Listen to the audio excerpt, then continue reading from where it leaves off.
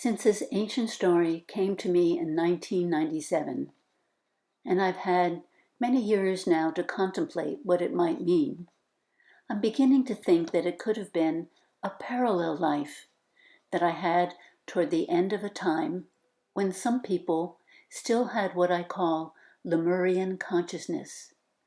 What do I mean by Lemurian consciousness? For me, it is seeing and living through the heart perspective of we, rather than the self-centered perspective of me.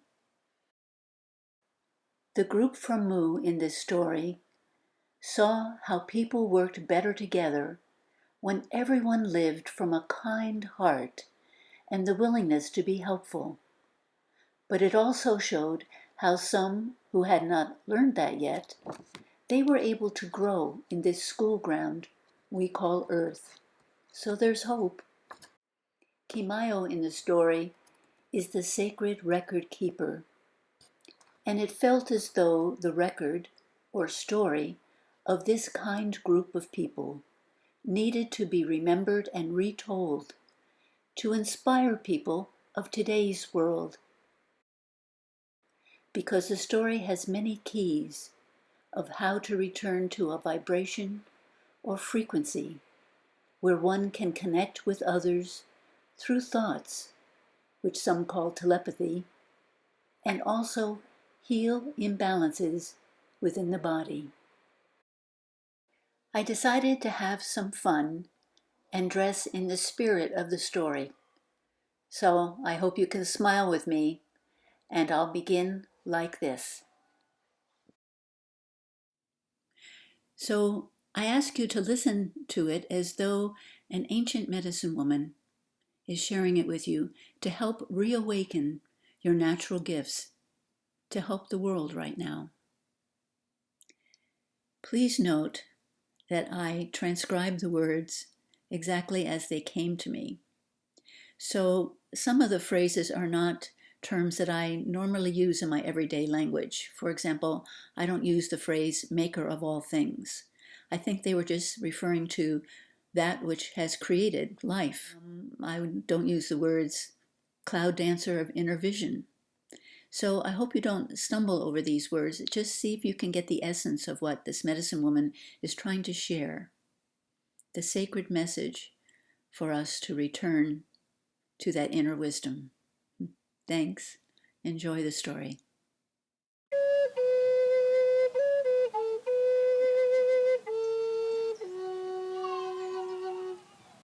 Okay, the story begins with Kimayo. And in her language, her name meant record keeper of the sacred way. She was a young girl who was about to have a naming ceremony. And here's how the story begins. Kimayo awoke to the sound of thunder and of people screaming. However, it was not the thunder that comes with a rainstorm, and the people screaming was unusual since they had become silent now that they were on this island with the Sacred One. He had told them that through silence, the people could relearn how to communicate through thoughts rather than through their mouths. When one communicates through thought, there can be no lies, because all will know what is true by listening through the heart, he had told them. The earth rattled and rolled underneath Kimayo. Bits of branches and leaves tumbled upon her head. She stumbled out of her dwelling, wondering what had happened to her mother and grandmother. Today was supposed to be the time of her becoming a woman, when her mother and father would present her in a ceremony to her people. She had grown 12 full cycles of seasons. The thought had come from within her to go to the sacred cave. Since Sacred One was training them to listen to their inner guidance, she followed the message and moved toward the cave as best she could, while the earth was shaking underneath her. At the opening of the cave, a pile of rocks had shaken loose and now blocked the entrance. Kimayo's heart choked as she recognized her mother's arm outstretched from the pile of rock. She recognized the woven bracelet she had given to her mother. Confusion filled her thoughts as she also recognized what was in her mother's hand, the sacred feathers. The Sacred One had told the people that only he was to touch the sacred feathers, and if anyone else touched them, they would not only experience harm to themselves, but also to their family. Why was her mother at the sacred cave? Why was she holding the sacred feathers? Where was Sacred One, and why did he not have the feathers? Tears flooded down her cheeks as Kimayo knelt before her mother. Then a gentle hand touched her shoulder, and the thoughts of her grandmother said within her, "Take the feathers, my child. You are to keep them for our people.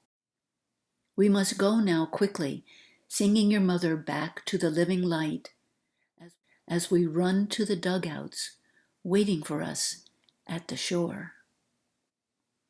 The firm motion of her grandmother's hands made Kimayo follow, even though she did not want to leave her mother.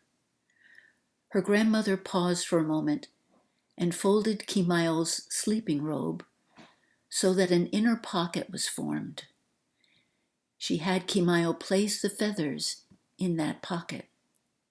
In the fog of numbness, Kimayo barely noticed how the earth was sinking to their left and right, leaving only a narrow bridge of land which allowed them to get to the shore. Once there, her grandmother lifted her into the dugout, which was being held by Laughing Wolf and Steady Turtle, the two guardians Sacred One had given to their family. Others pushed their way into the dugout as well, and then concentric circles of waves, caused by the earth's rocking, sent the dugout farther and farther away from the shore. Kimayo could feel the sacred feathers against her heart, where her grandmother had created a pocket. She knew that her grandmother's thoughts were to hide the feathers so that no one would be fearful that they were in this dugout and not with Sacred One. With her head cradled against her grandmother's chest, Kimayo did not look when everyone in the dugout cried out as the sacred mountain exploded. Great clouds of gray dust and wind and lightning began to expand outward from the explosion. Tree branches, leaves, and all manner of debris filled the air and landed on the water. Everyone bent low, covering their heads, as giant waves swept them up and down in a gray, chalky mist. "Grandmother," Kimayo said in her thoughts, "what is happening to our people and to the place where we live? Where are we going? And what has happened to my father?" "It is like the Sacred One said, Kimayo," her grandmother answered in her thoughts.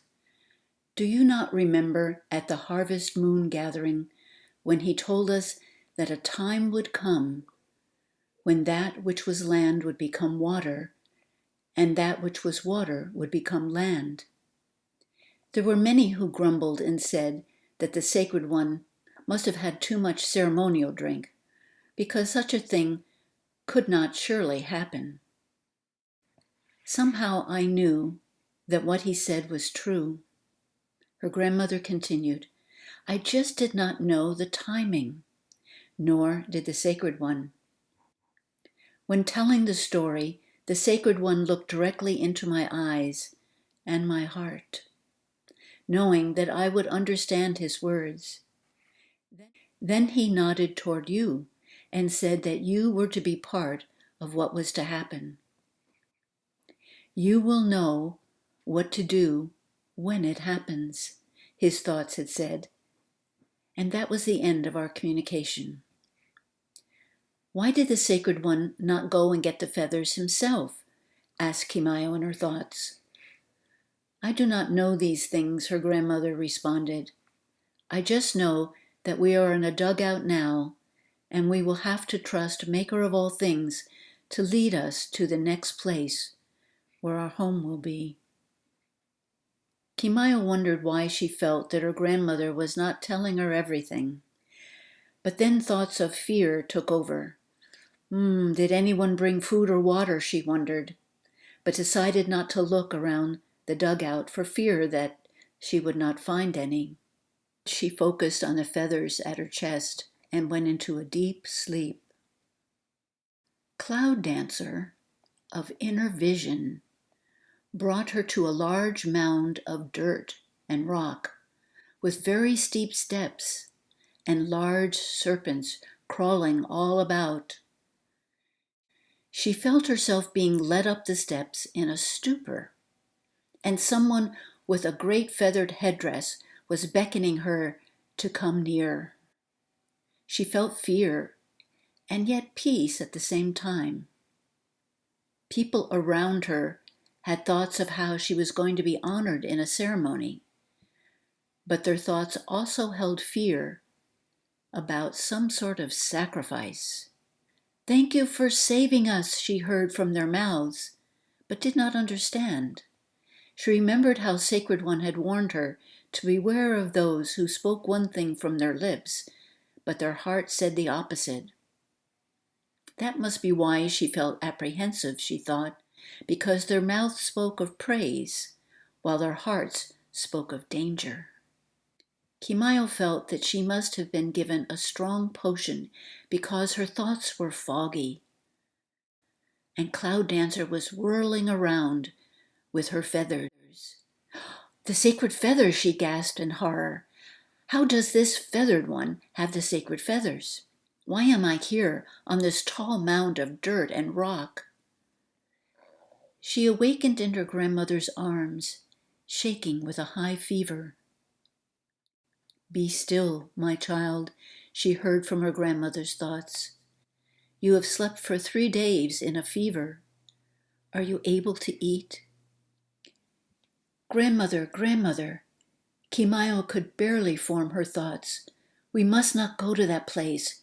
People there cannot be trusted. Their hearts do not say the same thing as the words from their mouth. Do not take me there, grandmother, please.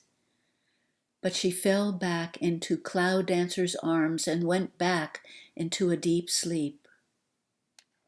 Her grandmother knew that this was the fever of inner work rather than that of being sick.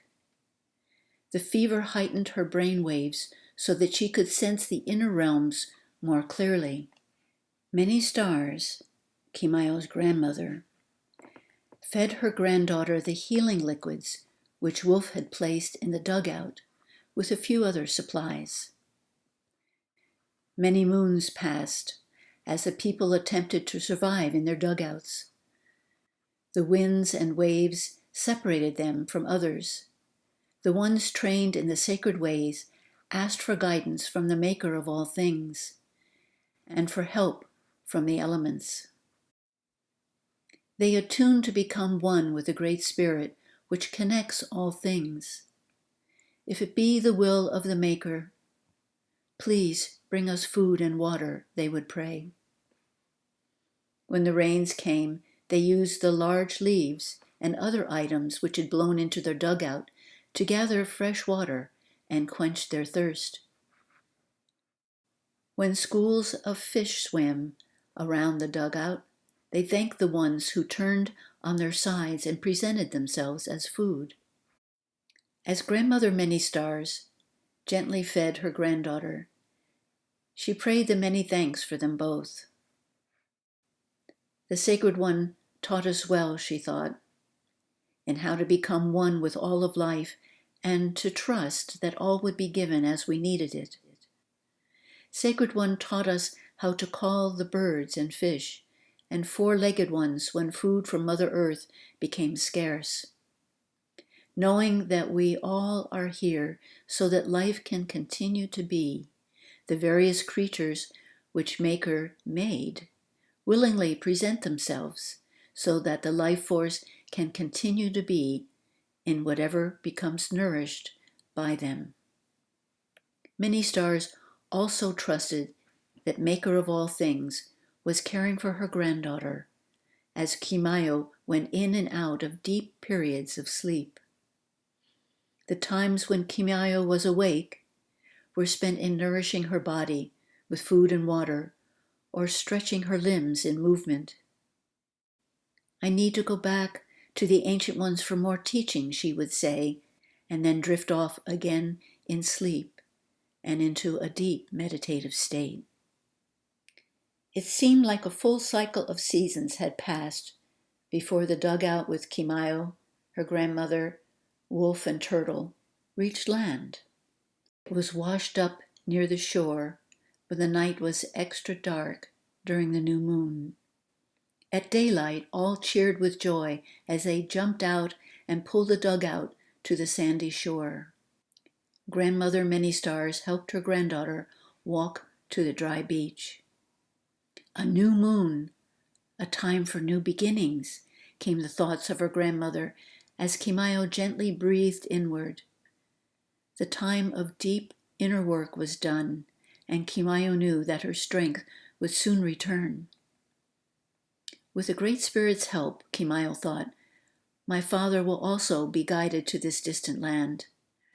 Her prayers went out not only to her father, but also her mother, called Sparkling Water, in the land of light. She felt her mother's presence all during the journey across the great waters. Kimayo spoke with her in her thoughts as though she were still alive.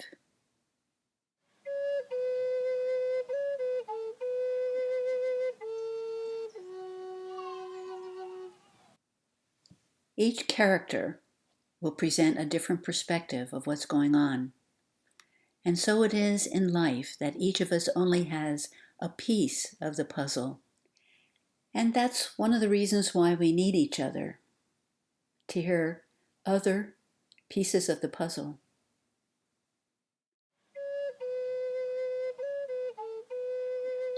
And it begins with Sparkling Water, the mother of Kimayo. And as you remember in part 1, Sparkling Water was killed by rocks that filled the entrance of the sacred cave. She's now in what is called the land of living light by those people. And she communicates through thoughts and images and is following the journey of her family to this new land. So, Sparkling Water, and in her language the name meant one whose innocent love heals naturally. Sparkling Water watched from above as Kimayo and Many Stars, her grandmother, struggled toward the dugout held by the two guardians of their family, Wolf and Turtle. She saw the sacred mountain explode and how her daughter went into a deep sleeping state during the journey across the great waters. "Take my hand," she said to her daughter, as Cloud Dancer lifted Kimayo to a place of inner learning.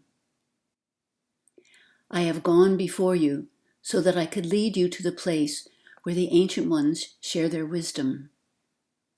They will show you how the original people lived and communicated with all around them through thoughts, in silence, just as Sacred One was teaching us."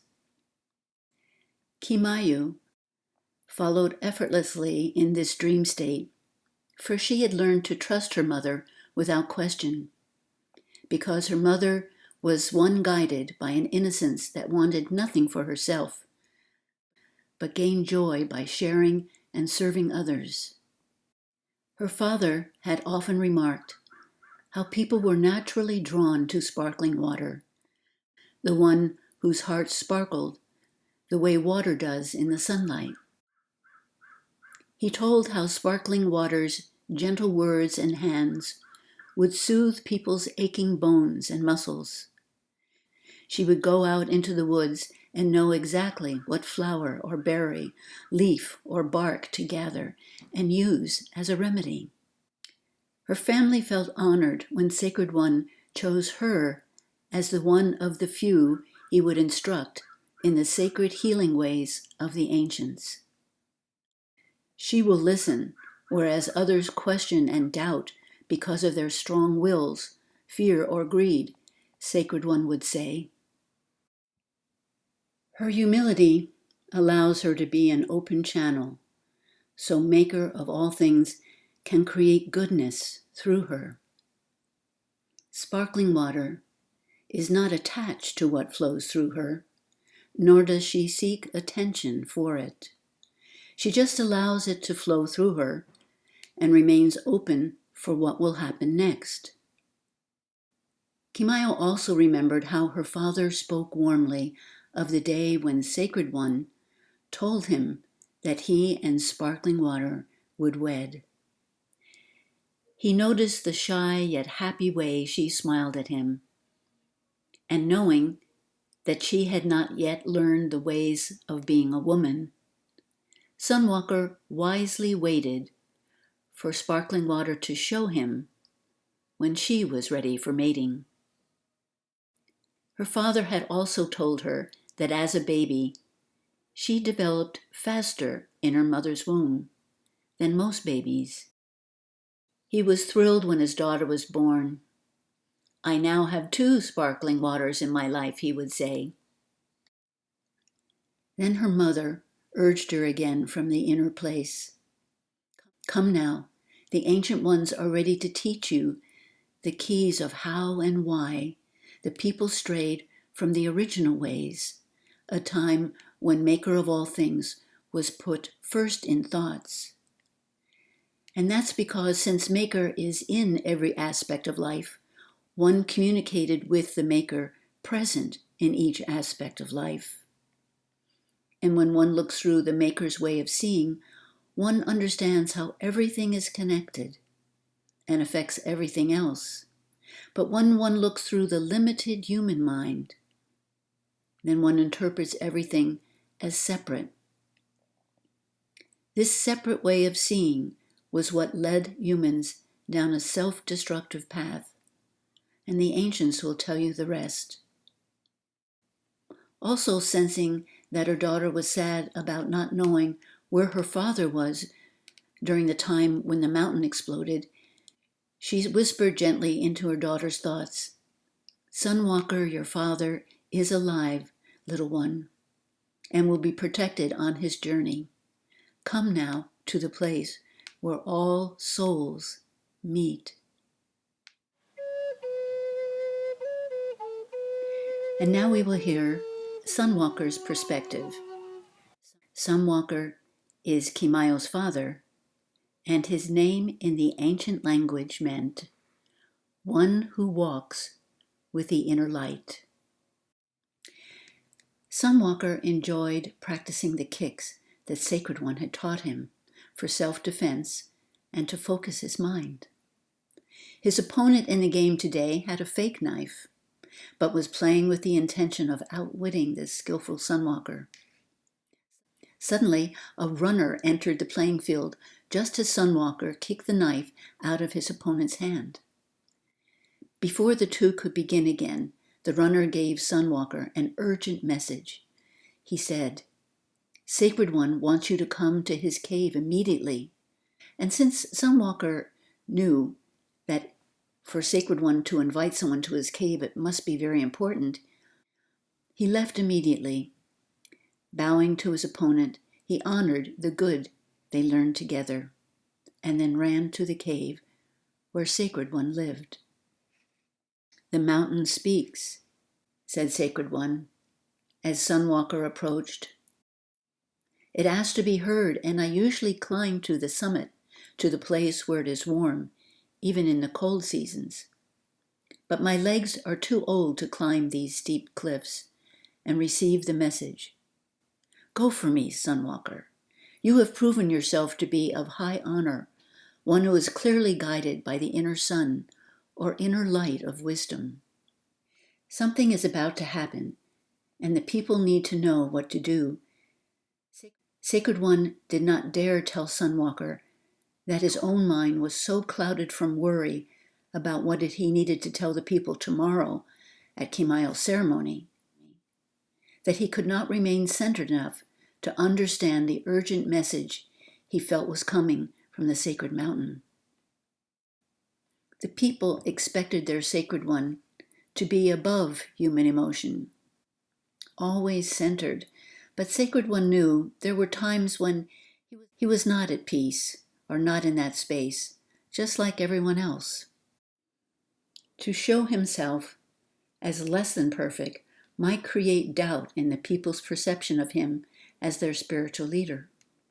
He knew that Sunwalker was very centered right now and could therefore bring the message back to the people. Sunwalker wondered why Sacred One was sending him, since tomorrow was the day when his daughter Kimayo would be presented as a woman to her people.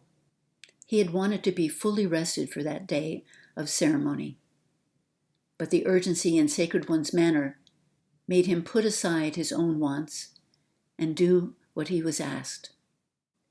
Sacred One was just beginning to teach him how to listen to the spirit of the land, so Sunwalker hoped he could fulfill the request. He knew that Sacred One would not ask him to do anything unless it was for the good of the people, so he immediately started on the journey to the summit. Fortunately, Laughing Wolf was outside the cave, so Sunwalker asked Wolf to tell his mother and wife what Sacred One wanted him to do. With Great Spirit's help, I will be back in time for my daughter's ceremony, he said, or we can delay it if we have to. As Sunwalker walked off to the other side of the mountain, where the earth is warm, even in the cold seasons, Laughing Wolf remembered a story his father had told him about a time when his father was just a boy, and his father had said the sacred mountain asked to be heard, describing the mountain spilling forth a red-hot fiery substance. Wolf wondered if the mountain was about to speak like it did before. So he gathered Steady Turtle, the other guardian of this family, and his trusted friend, and prepared a dugout. In case Sunwalker's family needed a quick retreat, he would be ready. He also told Sunwalker's mother, Many Stars, where her son had gone, and how he had prepared a dugout ready in case of any emergency. Sacred One had chosen Laughing Wolf as a guardian for that family for just this reason. Wolf had an uncanny way of preparing for things before they actually happened. It was this gift and his skill as a hunter and tracker that made him an excellent guard and loyal friend. Sunwalker climbed the cliffs, which were embraced by mounds of sand. After finding a level place to sit, he began his prayers, but he had barely uttered a sentence when the earth rumbled gently underneath him for a few seconds. "Go to the water," he heard within, but thought this might be coming from fear rather than from the Great Spirit. The earth had been giving these small tremors for 3 moons now. He moved away from where he was sitting because it had become hot.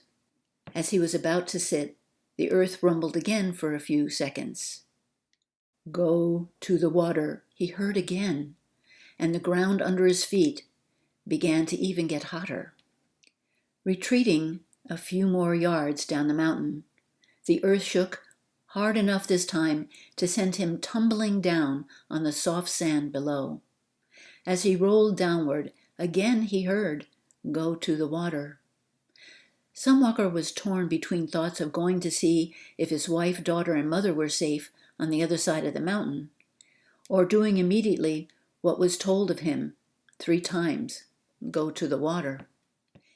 He decided not to doubt what he had heard, or perhaps something even worse might happen to his people.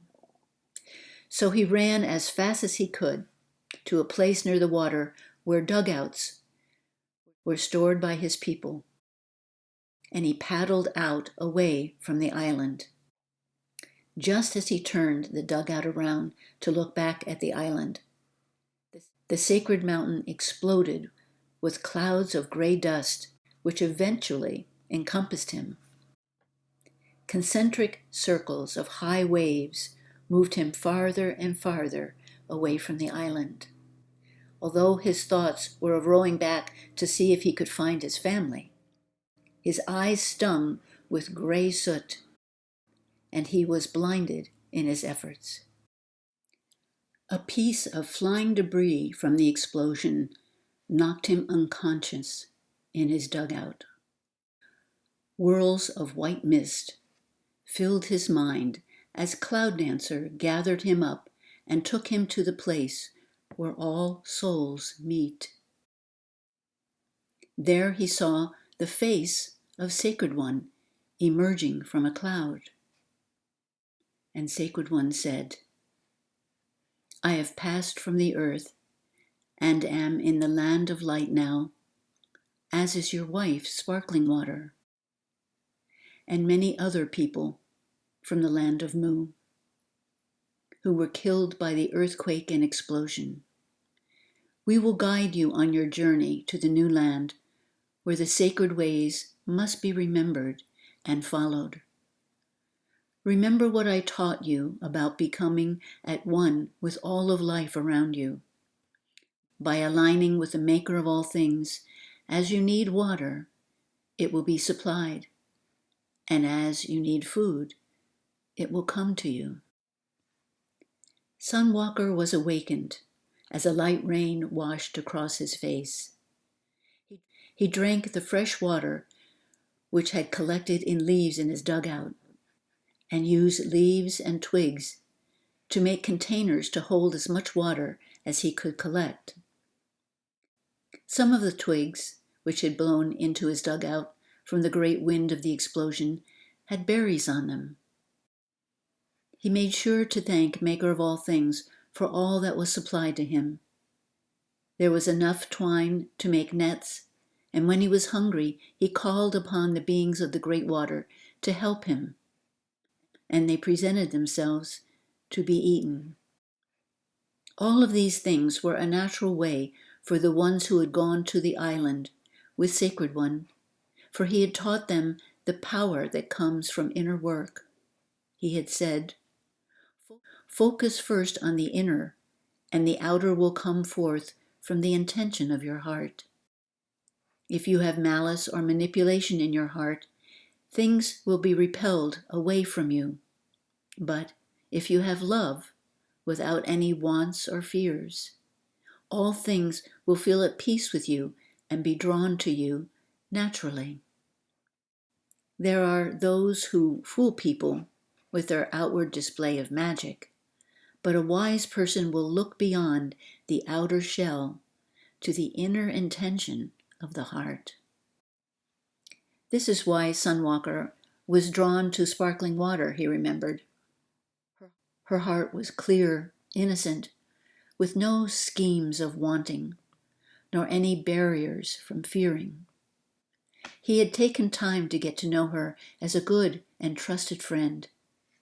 Soon they realized that they knew each other's thoughts simultaneously.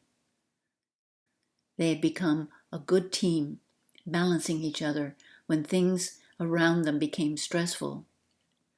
One of the happiest days of Sunwalker's life was when his wife gave birth to Kimayu. It was Sacred One who named her. He told them that they would have a greater understanding of that name in the days to come. And since the baby giggled with glee whenever anyone said the name Kimayu, they decided to accept Sacred One's suggestion and gave her that name at the naming ceremony. Without much food or water, as moons passed, Sunwalker drifted in and out of sleep, visions, prayers, and memories. Although his human mind wanted to doubt his ability to survive, he kept focusing his thoughts back to trusting the Maker of all things. He felt sparkling water, sending him strength and encouragement. She would not let him give in to fear. It felt as though she was right there with him as his companion on this journey. After what seemed like a full cycle of seasons, Sunwalker saw what appeared to be land in the distance and paddled with all his might until he reached the shore. Totally exhausted, he plopped down on the warm sand and fell asleep until awakened by the morning sun. A strange sound caught his attention, and a multicolored bird flew to a tree nearby to observe this stranger in its territory. He laughed when the bird gave its trumpeting call. Remembering that Sacred One had said to observe the birds and animals for messages, he began to follow the bird into the jungle, but came to a place where large snakes wound themselves around trees and slithered along the ground. Great Spirit, help my daughter and mother if they have also landed on this strange land. He decided to return to the beach where he could see the sky more easily and trust the waters to provide food as needed. Footprints eventually led him to others from his homeland who had washed up to this jungle beach. Most of them did not understand his thoughts, so he communicated with a traditional language from the mainland and gradually realized that they had much in common. They decided to join forces to survive. Not a day went by that Sunwalker did not think of his daughter and mother. Whenever a runner went into the jungle to meet with other bands of people that were gathering in the cleared area, Sunwalker would ask the runner if anyone knew of Kimayo or Many Stars, his mother.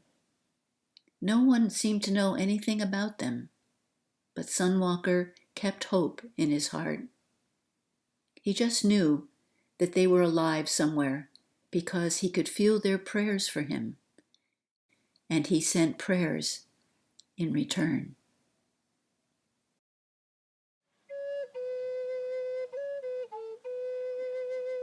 In part 2 of this story, you see we've learned 2 new pieces of the puzzle, the perspectives of Sunwalker and Sparkling Water. And we're now on part 3. It begins with Feathered Trumpet, one who proclaims himself as a gifted leader. Kimayo, her grandmother, Laughing Wolf, and Steady Turtle were all greeted by the bird of many colors with a trumpeting call. They followed it into the jungle as Wolf and Turtle cut away the heavy underbrush. There they found pools of clear water and plants with colorful flowers, berries, and other edible things. It was not long before they met others who had wandered into this jungle. Many spoke the traditional tongue of Mu from the mainland. Only a few knew how to communicate through thoughts. When Kimayo and her grandmother kept quiet most of the time, the other people thought of them as backward, and thus did not mind when the old woman and child chose to live outside the community in a private dwelling. Laughing Wolf and Steady Turtle did most of the hunting, trading, and communicating for them. Therefore, no one really knew the names of this strange old woman and young girl who never spoke. Many Stars thought it wise to keep her granddaughter separate from those who were beginning to follow the one who called himself Feathered Trumpet. That was the name many had first given the multicolored bird that led them to the crystal pools. Since the people held this bird in reverence for leading them to food and water, the one who had ordained himself as leader decided to take the name of Feathered Trumpet for himself. If truth were told, Most of the people let Feathered Trumpet take over because they were afraid of him. He had a temper that thundered loudly and suddenly like a rainstorm, and he was a better hunter and more skilled with a knife than most of them. So to challenge Feathered Trumpet would have meant a certain death to the challenger. Kimayo felt that Feathered Trumpet's ways were against the ancient teachings she had learned during the dream state on the journey across the great water. Her grandmother said into her thoughts, "Better to be invisible like the wind than crushed like an ant." So she only told her grandmother about the ancient teachings and let the other people learn what they needed to learn by following the self-appointed one. According to the ancient ways, a natural leader was never self-appointed. To do so meant false pride, a quality which a natural leader should not have. It was the people who chose the leader, by observing who would do the highest good for all involved. A natural leader would express ideas to guide the people rather than force them to do anything. A natural leader used his skills in hunting, reasoning, and creating things so that all gained from them. He would not accumulate wealth, status, or possessions unto himself, but would make sure a natural balance and harmony came about in dividing the food, clothing, tools, chores, and so forth. When a certain project was needed to be done, which was the good for the whole community, the people gladly participated because a good leader praised, encouraged, and honored all for their unique way of contributing. Feathered Trumpet seemed to lead with the opposite approach. He ordered things to be done with threats of punishment if they were not done. Thus, when he commanded that a large pile of rock and dirt be built, which would eventually tower above the forest, the people begrudgingly did the task. He would say, "It will allow us to be closer to the sky and maker of all things." But the people really knew that he was building it to keep a lookout for any enemy who might want to take away his possessions or leadership. Each day, Feathered Trumpet would take food or precious items and place them at the top of the great mound as an offering to the Creator. By doing so, he told the people, this would keep them safe and protected. However, when the rainy season came, an unknown sickness began killing the people. The people would argue, "If you have the powers you say you have, then you should be able to stop this sickness." But more and more people began to die every day. Feathered Trumpet was at a loss in knowing what to do. All he could think of was, "We need a great sacrifice to Maker of all things." So he told the people, "I will go and pray and fast and come back with an answer." After 3 days and 3 nights of prayer and fasting, Feathered Trumpet still had no answer. However, while wandering back to the village, he caught sight of someone walking in a direction where he knew there was no path. "I wonder where that person is going," he thought. Kimayo was on her daily journey to where she had hidden the sacred feathers. She would pray with them and surround them with a smoke of burning sweetgrass as she asked for protection for her family and for Wolf and Turtle. Feathered Trumpet could not see clearly what she was taking from behind a rock because her body blocked his view. After this young girl had left the area, he went to the rock where she had been and moved it to one side. His heart laughed with joy and delight as he recognized the sacred feathers that Sacred One had taken with him to an unknown island with a group of people. Ever since that day, the mainland of Mu had suffered terrible chaos. The people had fights and accidents, and many died or lost their faith. But now that he, Feathered Trumpet, had this sacred feather and treasure, all good things would return to the people, and the unknown sickness would end in this new land, he assured himself.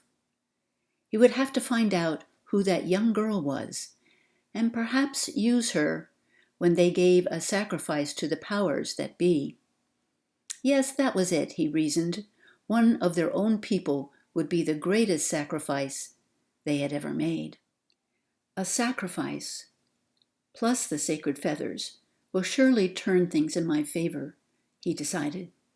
Besides, since a young girl is probably the only one who knows about the feathers, then she must be eliminated so that all believe that the feathers came to him during the 3 days of fasting and praying.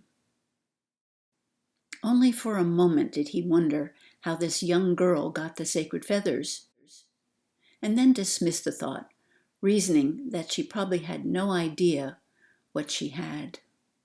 How would a young girl know of such things? And if Sacred One were still alive, he would have the feathers himself. Wait until I show these to Raven, he thought. She has always been interested in things of power. That is why she chose me, the one who took power over the people. She will have to show me much pleasure to touch these. With these final thoughts, Feathered Trumpet returned home, feeling proud and triumphant.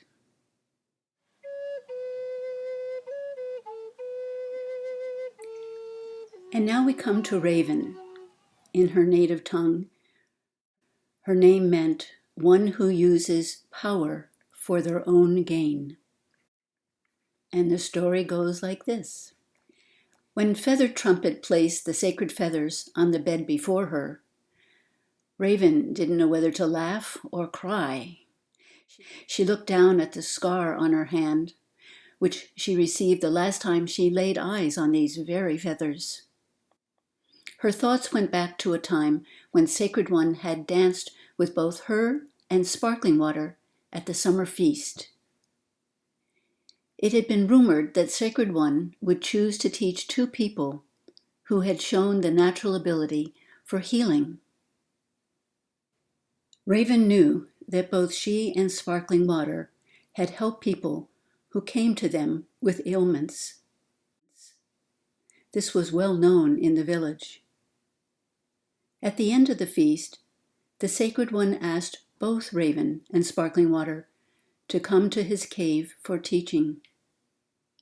Raven agreed to go, but went not for the teachings. She went to beguile the Sacred One into moments of pleasure.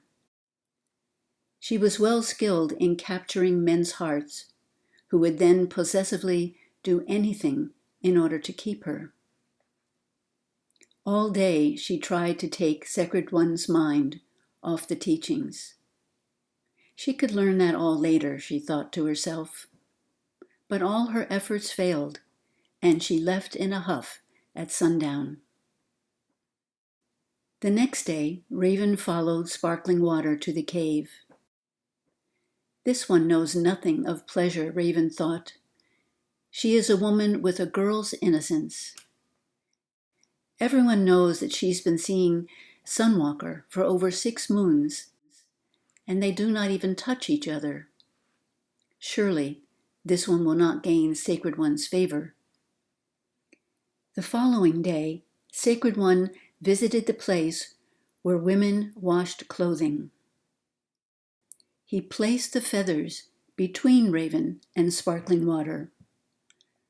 "Let us see who the feathers choose," Sacred One said. Sparkling Water moved back away from the sacred feathers. She did not understand.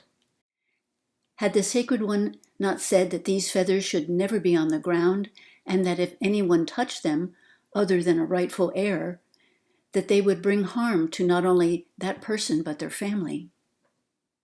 Raven laughed at what she interpreted as Sparkling Water's cowardice. "I'm not afraid of these feathers," she said. "I'm a healer with great power myself, and therefore would be a natural heir to hold these and use them." But as she reached her hand down to pick the feathers up, a circle of fire surrounded them and burnt Raven's hand. She quickly withdrew her hand and covered it with the garment she had been washing. "The feathers have chosen," said Sacred One, as he picked them up and took Sparkling Water by the hand, leading her away. All Raven knew after that was that Sparkling Water had spent the evening with Sacred One, and within a few days Sparkling Water and Sunwalker were wed, to everyone's surprise. Shortly thereafter, the Sacred One and a group of people disappeared from the mainland of Mu.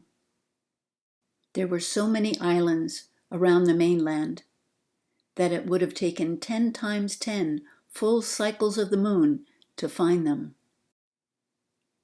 Raven also knew Feathered Trumpet during this time, but he was called Led by the Storms in those days. Who would have imagined that this young man with a stormy disposition would one day command the people? And that's exactly what he did, she thought. He commanded the people to do things. He did not lead them, nor did they follow of their own free will. How different he was from Sacred One. But none of this matters, she reasoned. I will eventually win the people's trust over by my abilities to heal and see people's fear. As well, they are becoming dependent on the potion I have created, which is drunk at every meal. It is this very potion which has dulled the minds so that Feathered Trumpet can rule over them. She glanced down again at the scar on her hand and the sacred feathers before her. She was not sure she wanted to touch these feathers right now. She needed time to prepare. So she simply replied to Feathered Trumpet by saying, "I am hungry. Let's go and eat." And she walked out of the dwelling. This action confused Feathered Trumpet. But then he reasoned how clever this woman is to pretend that she's not interested in these powerful feathers. He called a guard and told him to go and get the young girl who lived in the only dwelling outside the village. She was going to be honored as part of a great ceremony which would bring health back to the people. But the guard knew the real intention of gathering this girl, for he had overheard Raven and Feathered Trumpet talking about a human sacrifice being needed to appease the powers that be. He himself had never heard of a human sacrifice before, but who was he to understand the power of magic? So he did as he was told and went to get the young girl who never spoke.